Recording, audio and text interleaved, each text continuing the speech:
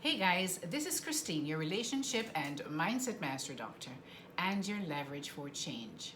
So today I'm going to be speaking about why marriage breakdown. Why is it that a lot of marriages break down?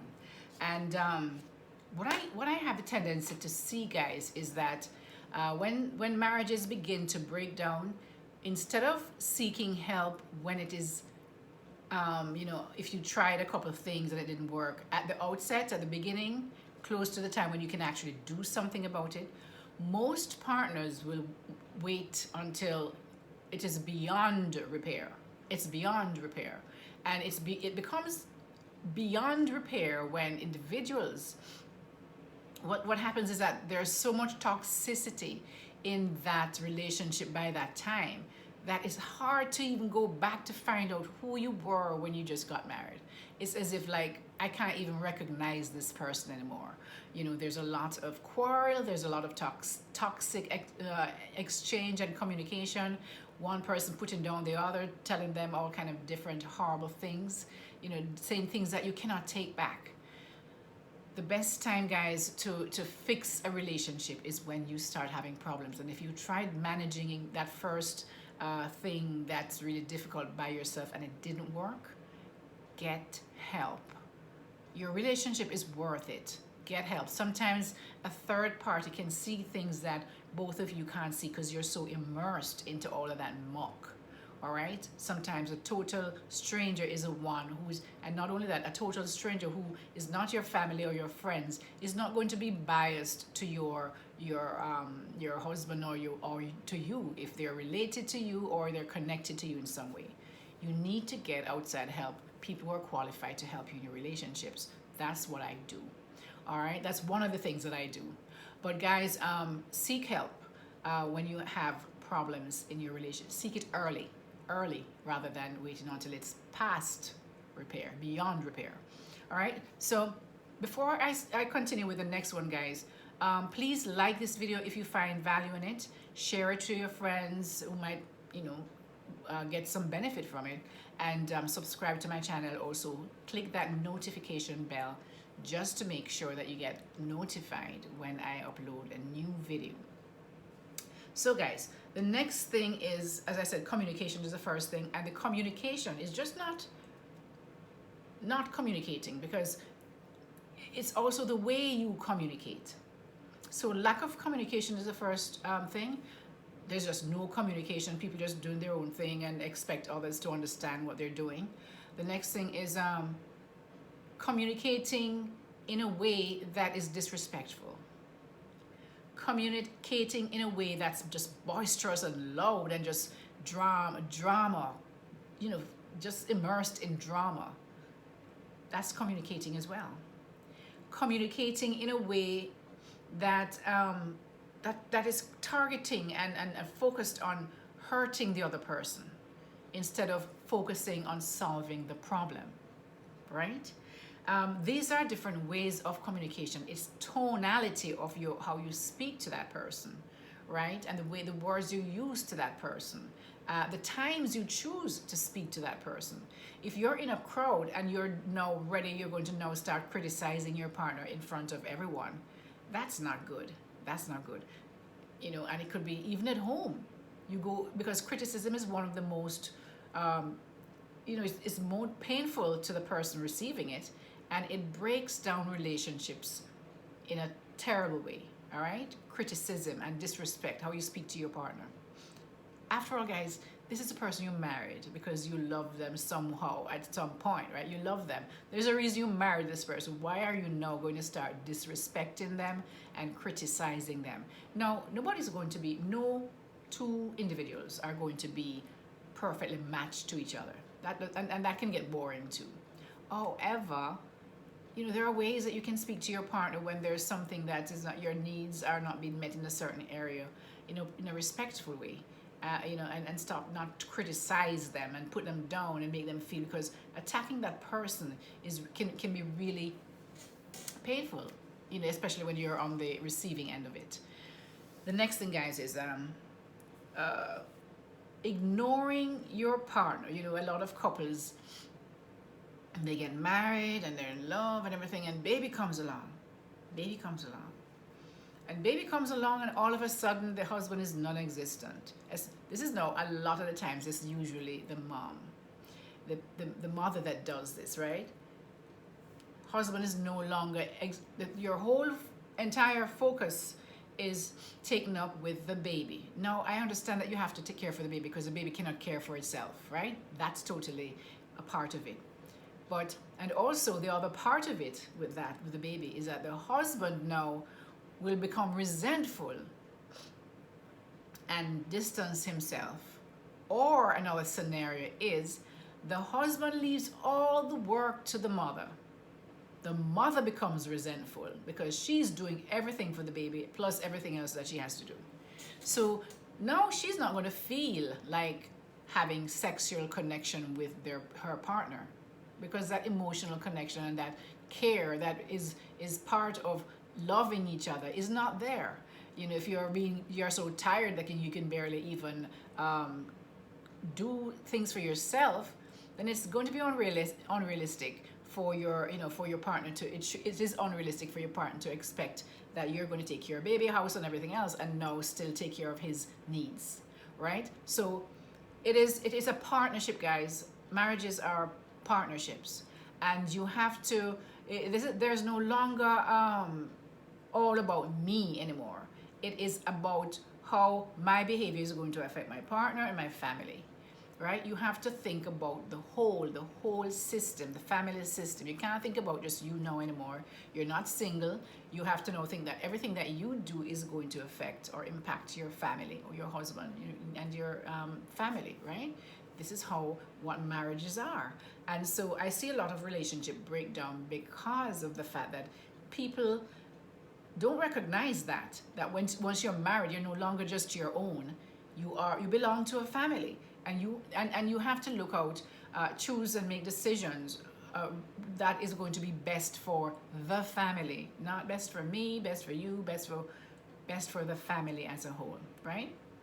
So this is one of the things that happen, and I see it happening a lot, is when for whichever one of those reasons that I just presented, the wife now focuses on the child alone, right, to the detriment of her relationship with her husband. Now the husband feels isolated and ignored, and feel almost like he was just like a sperm donor, right? And now, mom and baby is all together in their needs, and nobody's paying them attention. He can't get the attention of his wife anymore. So guys, you have to be very careful about these things, right?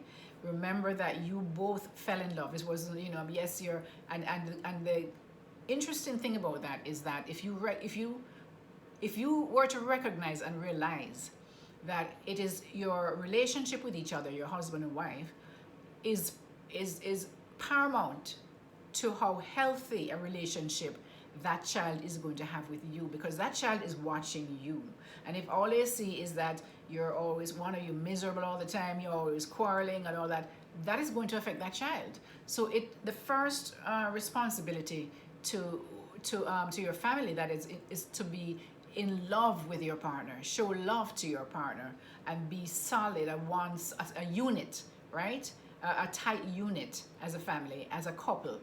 That child will grow up and feel loved by both parents, instead of always trying to figure out how to navigate that kind of a relationship. The next thing, guys, is the next problem why marriages break down is, as I mentioned, it kind of encompasses some of the things I mentioned previously, is the inability or the refusal to compromise. Because now you're thinking, because it was all about you before, maybe you were single for a long time, it was all about you, or you just never learned to compromise with anyone. You always wanted your way. But that inability to compromise in a relationship, especially a romantic relationship, intimate relationship, family relationship, guys, is going to be a breakdown is going to happen after a while, right? Because compromise is an integral part of a relationship. You have to be able to say, okay, what is the best for this situation, and be able to meet each other part of the way Sometimes it's half and half, sometimes it's three quarter and a quarter. It all depends on the decision you have to make and the importance of the decision.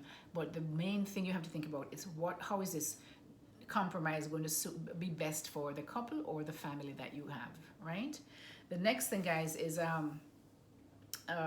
mentioned it earlier too. The inability, the selfishness is really a part of the refusal to compromise. Being selfish, everything is all about you. I feel like going to the bar tonight, so I'm not, I want to go. I want to go to the bar, and whatever you say doesn't matter.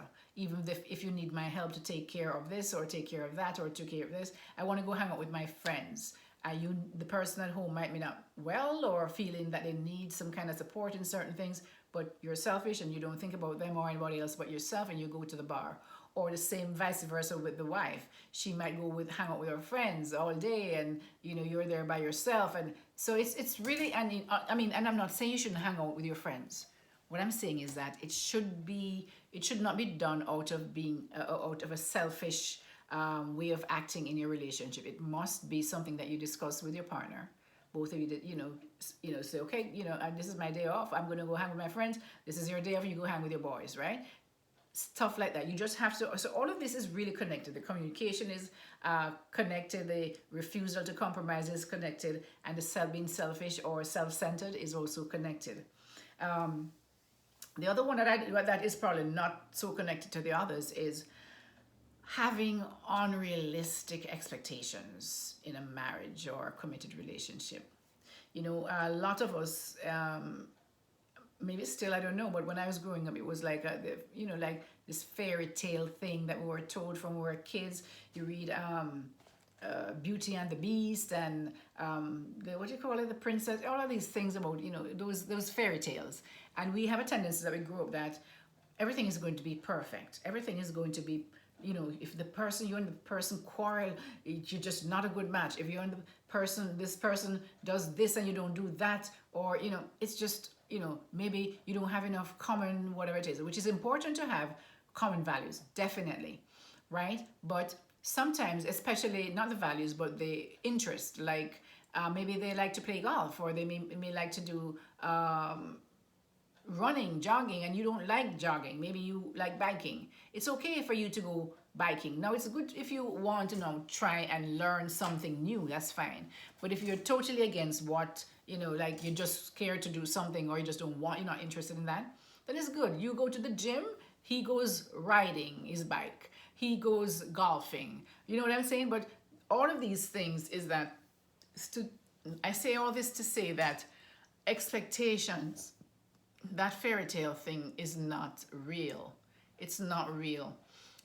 There are going to be times when you just don't want to talk to your spouse for whatever reason. You're not always going to agree on everything that you do. You're not going to always like how they dress, within reason. You're not always going to like their taste in music. You're not going to always like their taste in food, right? So guys, this unrealistic expectation of what a marriage should look like, that you should maybe you feel that you should just be holed up into bed all day every day, or you might have another expectation of your partner being always there, like you and them are like joined at the hip. You can't go anywhere without this one, and this one they shouldn't go anywhere without you, that kind of a thing, right? Unrealistic expectations. So guys, these are things that will take a toll in your marriages and really cause it to break down. So you have to be very, very careful about these things in your marriages. And the thing is that once you are aware of the problem or potential problems, then you know how to look, you recognize it when you see it. So therefore, that is why I always try, these videos are really, a lot of the times, these things that I'm telling you are really common sense. But a lot of people don't think that way. It's not at the top of their top of mind, right? So I do these videos to keep these things top of mind so that you can recognize and save your relationships and have healthier relationships. Because guys, my sole purpose in this world is to help people to have healthy, happy relationships, right? So please, if you find this video valuable, please don't forget to do the thumbs up, give it a like, share it with a friend, subscribe to my channel, and also hit that notification bell so that as soon as I upload a new video, you will be notified. This is Christine, your relationship and mindset master doctor, and your leverage for change. Take care, guys, and keep growing. Bye-bye for now.